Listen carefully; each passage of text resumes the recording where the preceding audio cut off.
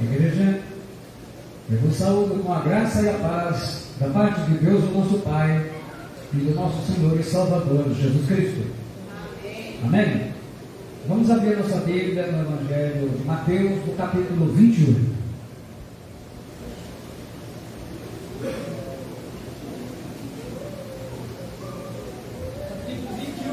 É o último capítulo de Mateus. A partir do versículo 16.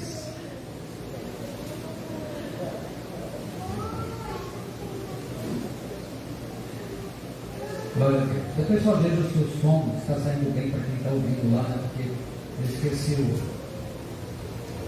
microfones. Então não está com a caixa virada para cá. Mas se quem está ouvindo na internet vai ouvir bem. Mateus 28, a partir do versículo 16, ele diz assim: E os 11 discípulos partiram para a Galileia, para o monte que Jesus lhes tinha designado. E quando o viram, o adoraram, mas alguns duvidaram. E chegando-se Jesus, falou-lhes, dizendo: É-me dado todo o poder no céu e na terra. Portanto, ide, fazei discípulos de todas as nações, batizando-os em nome do Pai, e do Filho, e do Espírito Santo, ensinando-os a guardar todas as coisas que eu vos tenho mandado. E eis que eu estou convosco todos os dias, até a consumação do mundo. Amém. Senhor meu Deus, Pai querido, está lindo a tua palavra, o texto sagrado desta noite, que o Espírito Santo seja soberano para falar conosco, para todos aqueles que vão receber a tua mensagem, em nome de Jesus Cristo. Pode ser assim.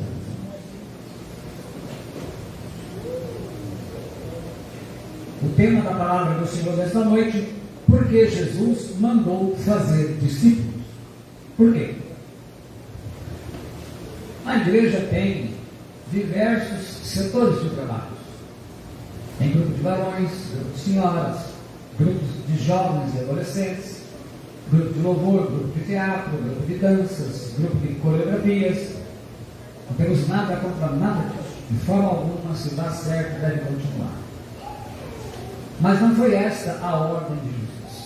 Jesus mandou fazer discípulos. E você não faz discípulos com mais de 12 pessoas ao mesmo tempo. E a pergunta é: de que adianta o Evangelho que ele não obedece à ordem do Senhor?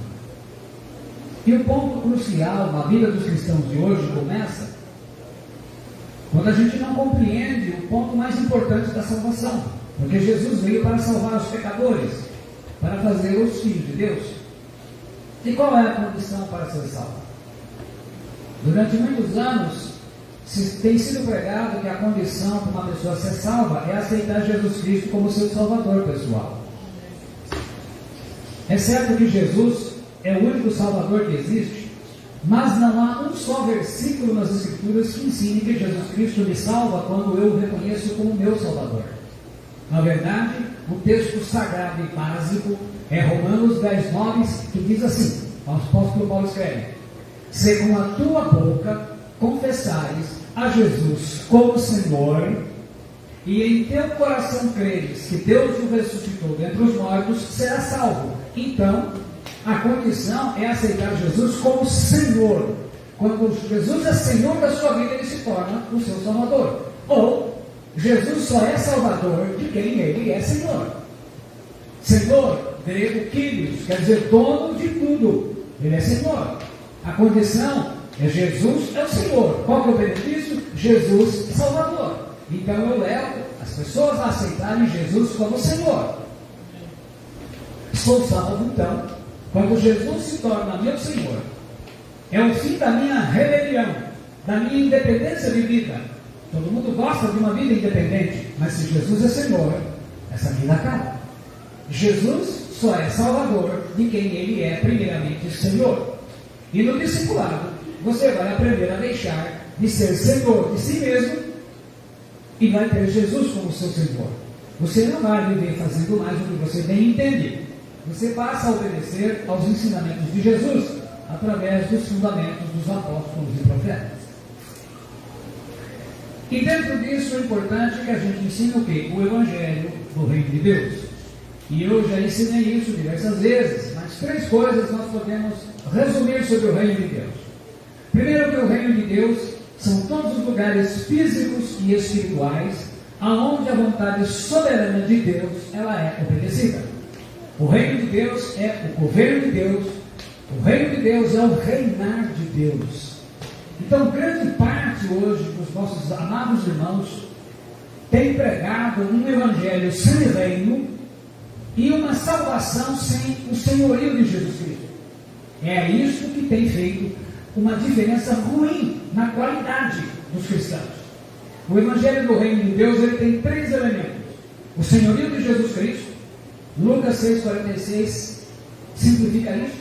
Jesus diz: por que me chamais Senhor, Senhor, e não fazeis o que vos mando? Você diz, chama Jesus de Senhor, mas não faz o que ele manda, então não é possível. O segundo elemento, ide fazer discípulos, que é o texto que nós estamos pregando. E o terceiro elemento do Evangelho do Reino de Deus é pregar o Evangelho do Reino. Mateus 24,14, Marcos 16,15. E este Evangelho do Reino será pregado em todo o mundo em testemunho a todas as nações e então virá o fim. Mateus 24,14. Então, o que se tem que pregar é o Evangelho do Reino de Deus. O Espírito Santo ele tem levado a mensagem do Evangelho às nações, com a ordem de Jesus de fazer discípulos.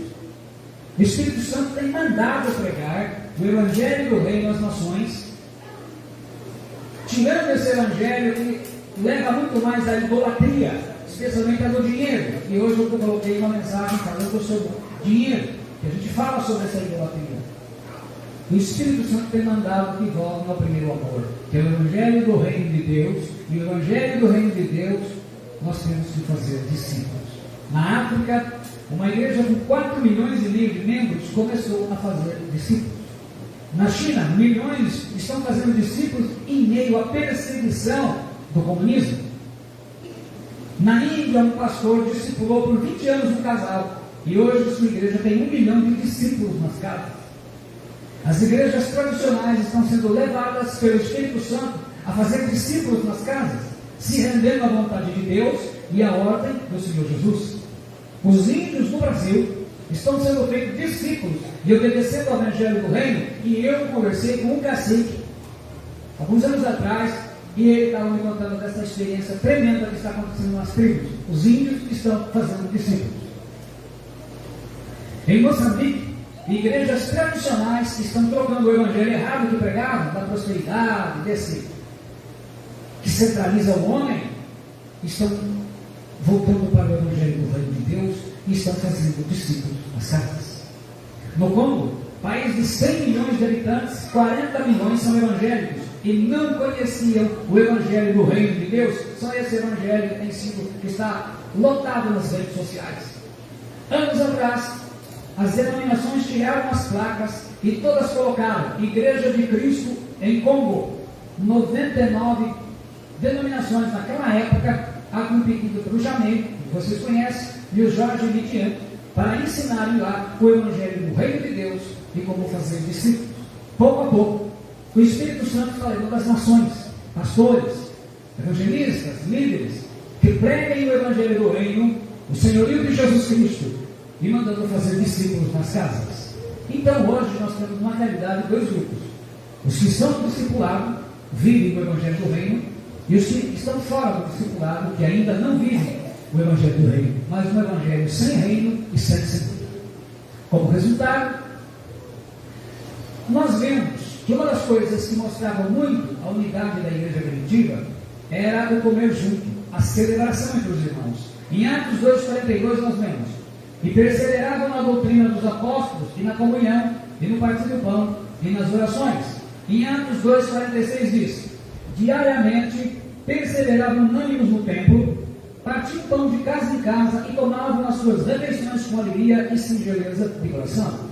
Como que esses irmãos faziam? Todo dia, ou estavam no templo, o templo de judeu, que foi destruído nos anos 70, estavam nas casas, celebravam a ceia, partindo do pão e tomavam refeições juntas. Esse povo não fazia outra coisa, mas eles tinham uma visão de comunhão, que eu já expliquei. Comunhão no grego, a palavra koinonia, ela pode ser traduzida como comunhão, comunidade e fraternidade.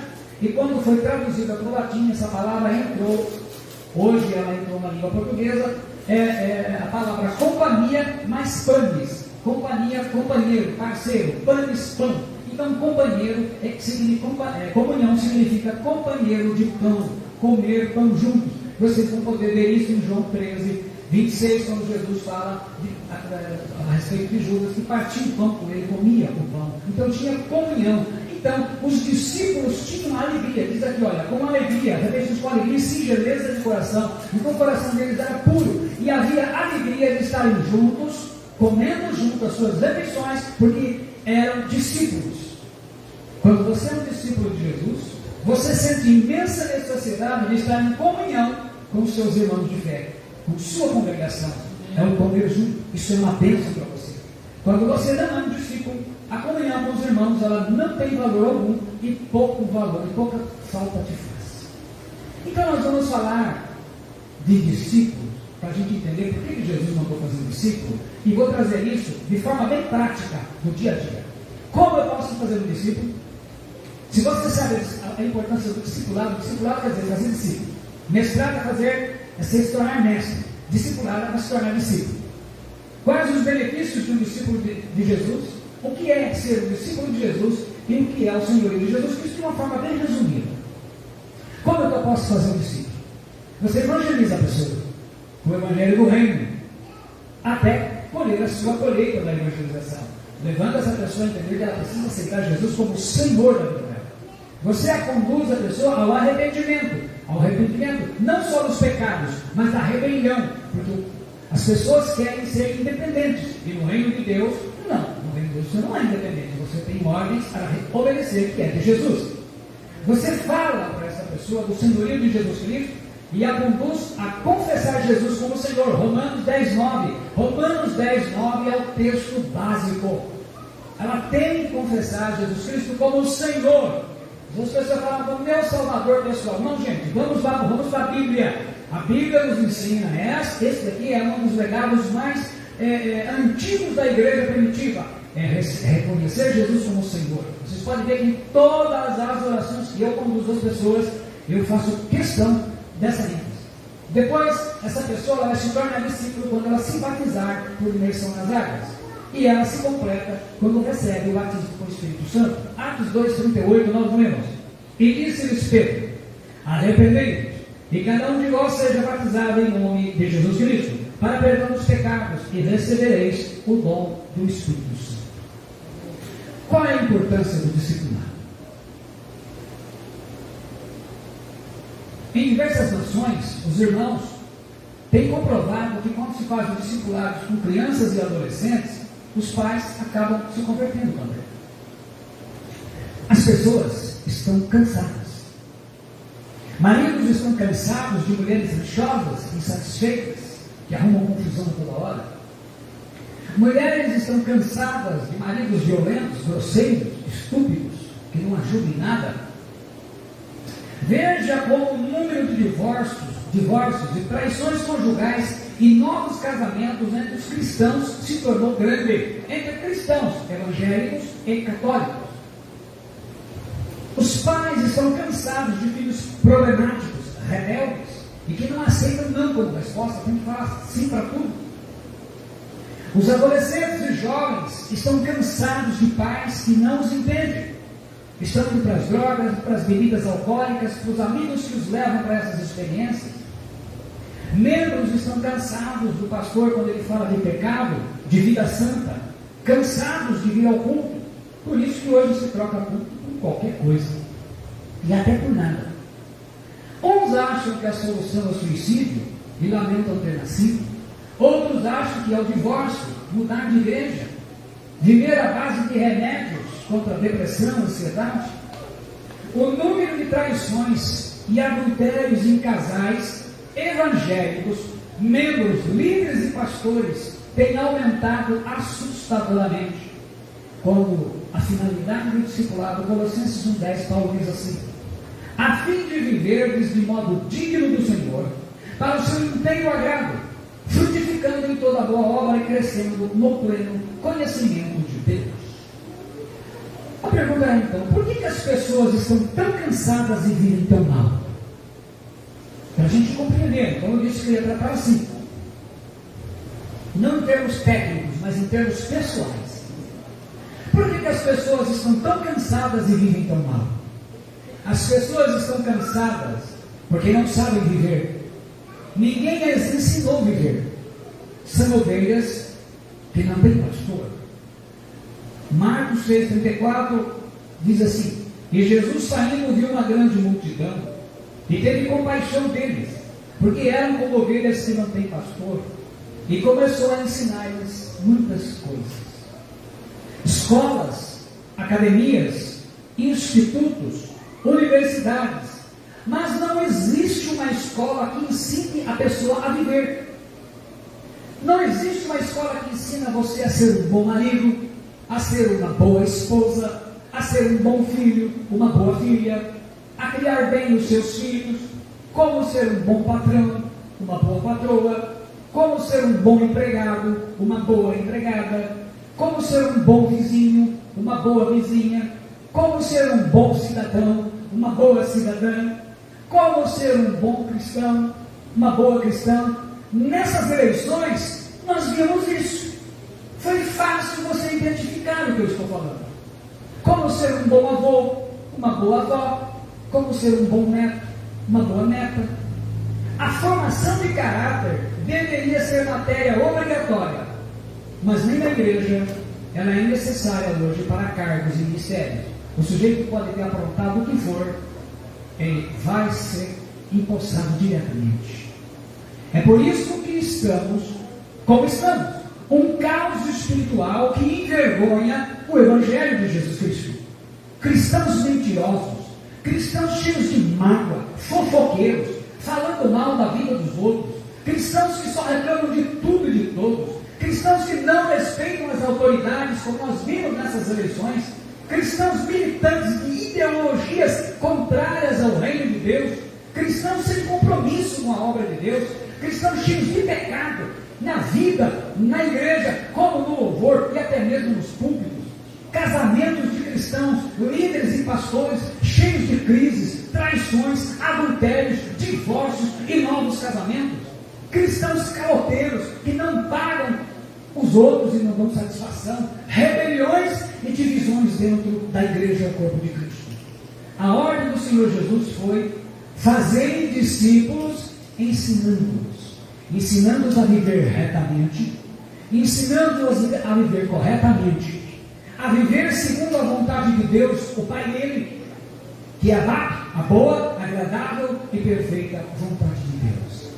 Jesus, então, para tudo isso que eu falei para vocês até aqui, ele oferece uma mudança radical.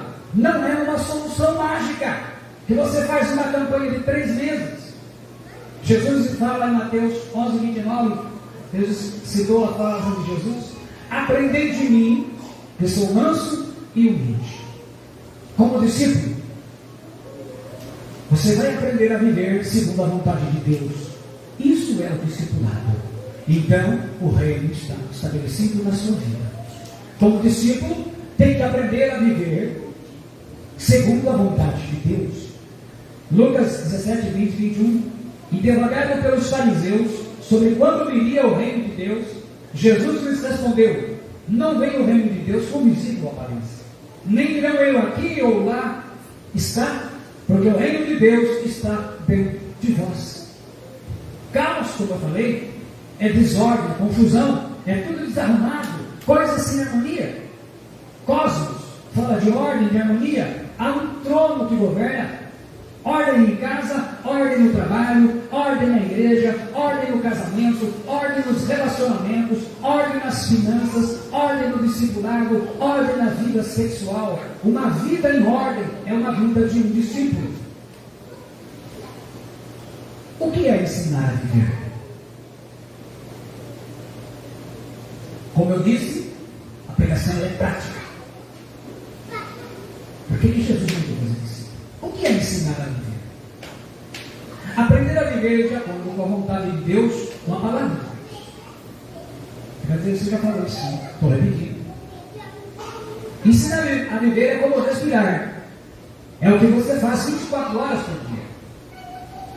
É aprender a viver, significa aprender a falar. Falamos mal dos outros e achamos que isso é normal. Fofoca, mexerico. Para o cristão hoje é normal. Tem pastor fofoqueiro. Reclamamos das pessoas, das coisas, de tudo. Para nós isso é normal, porque todo mundo reclama. Criticamos, ofendemos, magoamos as pessoas com palavras e atitudes e achamos que isso é normal. Falamos palavrões quase sem pensar e estamos ensinando os filhos. Mentimos. Praticamente os cristãos mentem todos os dias e já nos acostumamos com isso. Nós estamos vendo mentira entre pastores. Prestação de contas é um princípio no reino de Deus. Mateus 18, 23. Por isso veio dos céus é semelhante a um rei que resolveu ajustar contas com os seus servos. Mateus 25, 19. Depois de muito tempo voltou o Senhor daqueles servos e ajustou conta com eles. Os cristãos são desonestos em negócios, querendo sempre levar vantagem em tudo, a tal da lei de Gerson. Chegamos atrasados, prometemos e não cumprimos, faltamos nos compromissos da obra de Deus e não damos satisfação para ninguém, porque não somos discípulos. 2. Aprender a viver significa aprender a tratar bem as pessoas. Amar nosso próximo como a nós mesmos. É ser paciente com as pessoas e com as coisas. É ser humilde e manso. É ser amável, gentil e pronto para ajudar e colaborar. Quando os cristãos de hoje arrumam um jeito de pular fora para não ajudar. É ser respeitoso com as pessoas, com os idosos, com os líderes, o discipulador, o seu pastor, quem é o seu líder. Porque a rebelião ela tem feito grande parte dos evangélicos a serem boca dura, respondões, falarem de forma desrespeitosa e agressivas. Veja como elas tratam os tratamentos na internet. Entra e veja como comentário quando tem cristãos discutindo coisas. Hebreus 13:7 diz assim: lembrai-vos dos vossos pastores, que vos falaram a palavra de Deus, a fé dos quais imitai, atentando para a sua maneira de viver. O discípulo deve aprender a devolver o mal que ele recebe com o bem, com a bênção. Chumbo trocado não dói é uma mensagem de um evangelho sem reino. É fora, é daquele que não é discípulo. Romanos 12:21, Paulo diz: não te deixes vencer do mal, mas vence o mal com o bem. Ser pontual, discípulo é pontual. O não discípulo acha bonito chegar atrasado e vive arrumando justificativas. Há sempre uma desculpa nova para o seu velho atraso. Terceiro, aprender a viver significa aprender a se comportar em casa de acordo com a vontade de Deus. Aprender a ser um marido amável, amoroso e fiel à sua esposa. Aprender a ser uma esposa submissa, fiel e amorosa ao seu marido. Aprender a ser um filho obediente, não respondão, não rebelde. Aprender a ser pai e mãe, que ensinam pelo exemplo moral, caráter, fé e serviço do reino de Deus aos seus filhos. Eles veem o exemplo dos pais. Aprender a ser um discípulo com lealdade, com honra e fidelidade.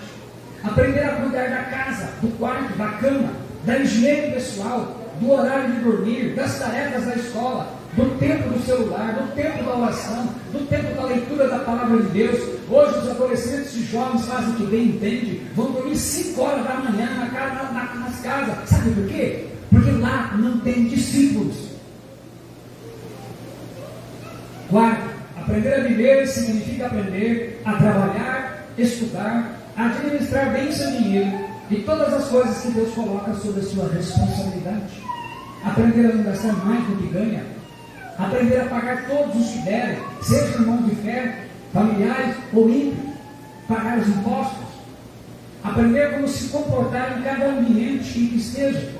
Porque caráter transformado não é influenciado pelo meio, mas é ele quem influencia o meio, como sal da terra e luz do mundo.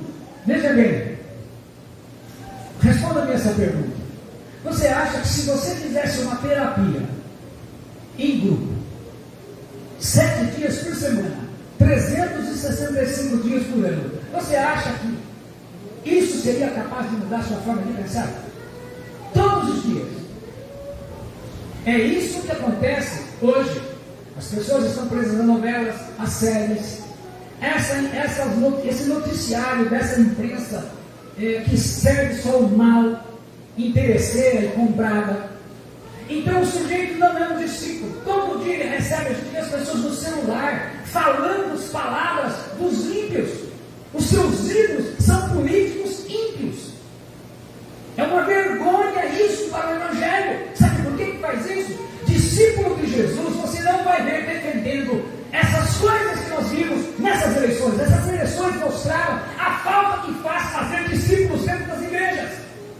Nós pagamos o preço de vermos os nossos membros apoiando candidatos que deveriam estar na cadeia. Sabe por quê? Porque nós não temos discípulos. Os discípulos deveriam pregar o reino de Deus, aprender a honrar a Deus com seus bens. Jesus é Senhor do dinheiro de um discípulo. Hoje em dia o assunto do dinheiro é o pior assunto a ser tratado na igreja. Muitos cristãos hoje não conseguem dar R$1 de oferta, porque gastam tanto que vai fazer falta. Provérbios 3:10 diz assim: honra o Senhor com os teus bens e com a primeira parte dos teus ganhos, e se encherão os teus celeiros e transbordarão de vinho os teus lagares. 2 Coríntios 9:7, Paulo diz: cada um contribua segundo tiver proposto no coração, não com tristeza ou por necessidade, porque Deus ama quem dá com alegria. Atos 4:34 narra como era a igreja primitiva. Como que a igreja lidava com isso? Pois nenhum necessitado havia entre eles. Porquanto os que possuíam terras ou casas, vendendo-as, traziam os valores correspondentes e depositavam aos pés dos apóstolos. Então se distribuía a qualquer um à medida que alguém tinha necessidade. José, a quem os apóstolos deram o sobrenome de Barnabé, que quer dizer filho de exortação, levita natural de Chipre, e vai ser um grande companheiro do apóstolo Paulo, como tivesse em campo, vendendo, trouxe o preço e o depositou aos pés dos apóstolos. Aprender a viver e se comportar em santidade na área sexual. As relações sexuais são unicamente dentro do casamento, não antes e nem fora do casamento. Hoje o que nós estamos vendo, a perversão dentro do corpo de Cristo, é terrível. E assim podemos continuar ensinando sobre todas as áreas da vida, a santificação. Esta é a essência da razão do discipulado. Ensinar os discípulos a viverem de acordo com a vontade de Deus, no poder do Espírito Santo. 1 Tessalonicenses 4:7 diz: porquanto Deus não nos chamou para a impureza, e sim para a santificação. O discípulo, ele precisa realmente de um programa de ensino. Os irmãos ao redor do mundo dão muita importância para um discipulado pessoal aos novos convertidos, e quando se pode incluir a esposa e os filhos. O que é ser um discípulo de Jesus? Preste atenção. Você não recebeu o dom da vida que Deus te deu só para você viver ganhando dinheiro, gastando dinheiro com você, com sua família e acumulando bens na terra até morrer, porque você não vai levar nada com você. E dependendo do lugar que você vai, também não vai te ajudar nada lá. Você existe para ser um discípulo e para pregar o Evangelho do Reino de Deus. Então nós temos que crer que existem dois tipos de pessoas no mundo: os que são discípulos e os que serão discípulos. A maioria dos evangélicos está na zona de conforto. Deixa como está para ver como é que fica. Deixa como está para ver o que acontece. Para se conhecer a Jesus de verdade, precisa ser discípulo. E é por isso que Jesus mandou fazer discípulos. Para se conhecer Jesus de verdade, precisa ser discípulo. E é por isso que Jesus mandou fazer discípulos. Porque quem conhece Jesus de verdade não faz essas coisas que nós estamos vendo a igreja do Senhor Jesus fazer no Brasil. Não vou falar do outro país, vou falar aqui dentro. Esses vexames, esses pecados terríveis, esses escândalos, essa apostasia, é porque não conhecem a Jesus. não conhecem, não têm experiência. Vão para os montes, vão fazer um monte de coisa que Jesus não mandou fazer, mas isso não muda a vida. João 14 e 15, narra de forma maravilhosa. Nisso é glorificado o meu Pai, que tens muitos frutos, e assim sereis meus discípulos. Então o Pai dele é glorificado quando a gente dá muito fruto. E aí a gente é discípulo. Vós sereis meus amigos, se fizerdes o que vos mando. Já não vos chamareis servos, porque o servo não sabe o que faz o seu senhor, mas tenho-vos chamado amigos, porque tudo quanto ouvi de meu Pai vos tenho feito conhecer. Então quem conhece Jesus, esse é discípulo. E é por isso que Jesus mandou fazer discípulo, para que a gente conheça verdadeiramente Jesus. Não é o Jesus pregado na cruz, não é o Jesus do crucifixo, não é o Jesus desses oba-oba, não é Jesus, essas coisas que se vê, é mudança de vida. Quando é um discípulo de Jesus, ele aprendeu.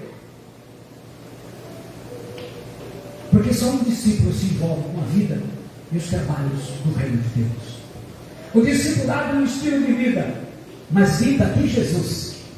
Jesus não ordenou, que me perdoe, mas ele não ide e fazer evangélicos de todas as nações. Ele não ordenou ide e fazer católicos de todas as nações. Também ordenou ide e fazer crentes de todas as nações. Nas Escrituras do Novo Testamento, para se referir aos filhos de Deus, a palavra de Deus, ela usa o seguinte: crente, 12 vezes, cristão, 3 vezes, convertido, nenhuma vez, evangélico, nenhuma vez, católico, nenhuma vez, santo, 60 vezes, discípulo, 250 vezes.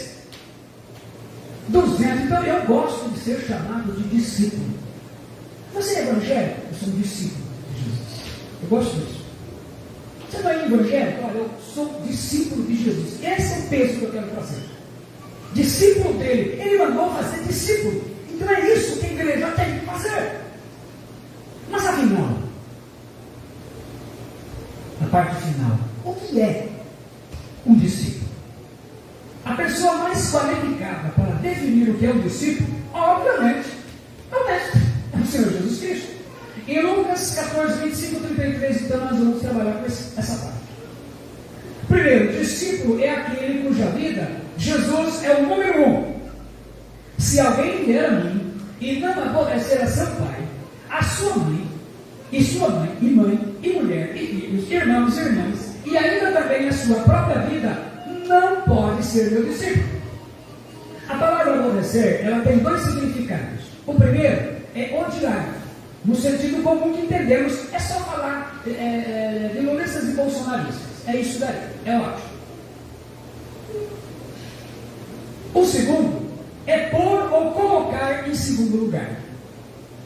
Nesse caso, como Jesus ensinou a gente a amar até os inimigos e não a odiar, fica claro que é o segundo significado que Jesus ensina. Então, para ser discípulo de Jesus, você tem que colocar Jesus em primeiro lugar na sua vida. Ele não aceita ser o segundo. Então, esse texto poderia ser traduzido assim, para que a gente entenda. Se alguém vier a mim e não colocar em segundo lugar a seu pai, e mãe, e mulher, e filhos, e irmãos e irmãs, e ainda também a sua própria vida, não pode ser meu discípulo. Então eu pergunto, na sua vida, quem é o número 1?